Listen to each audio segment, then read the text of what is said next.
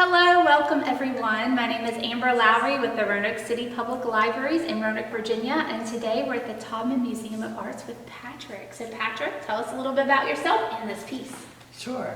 I'm Patrick Shaw Cable, Deputy Director of Exhibitions and Collections here at the Taubman Museum of Art, and we're currently standing in the exhibition Huntopia, which features works by the Brooklyn-based artist Hunt Slonim, some of his most recent works, but then also a few older works. In fact, this piece from the 1980s is from our permanent collection. It's by Hunt Slonim, and it's St. Francis of Assisi with the animals, including a lot of exotic animals from the world over.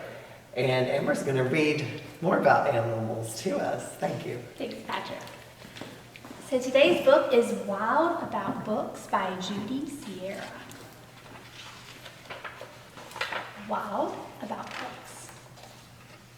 It started the summer of 2002 when the Springfield librarian, Molly McGrew, by mistake drove her bookmobile into the zoo.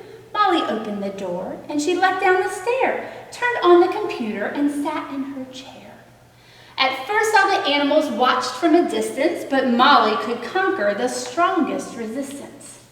By reading aloud from the good Dr. Seuss, she quickly attracted a mink and a moose, a wombat, an oryx, a lemur, a lynx, 8 elephant calves, and a family of skinks. In a flash, every beast in the zoo was stampeding to learn all about this new something called reading. Forsaking their niches, their nests, and their nooks, they went wild, simply wild, about wonderful books. Choosing thin books and fat books and Cat in the Hat books and new books and true books and heaps of how-to-do books. Giraffes wanted tall books and crickets craved small books, while geckos could only read stick on the wall books. See the gecko? The pandas demanded more books in Chinese. Molly filled their request, always eager to please. She even found waterproof books for the otters who never went swimming without Harry Potter. Raccoons read alone, and baboons read in bunches, and llamas read dramas while eating their lunches. Hyenas shared jokes with the red-bellied snakes, and they howled and they hissed till their funny bones ached. A tree kangaroo who adored Nancy Drew began solving mysteries right there at the zoo, such as why were the bandicoots' books overdue? Gently, Molly taught lessons in treating books right. For the boa constrictor squeezed critter too tight. Baby bunnies mucked up goodnight moon with their paws, and giant termites devoured the Wizard of Oz. And bears loved books. Love of books was completely outrageous. They licked all the pages, the pictures right off of the pages.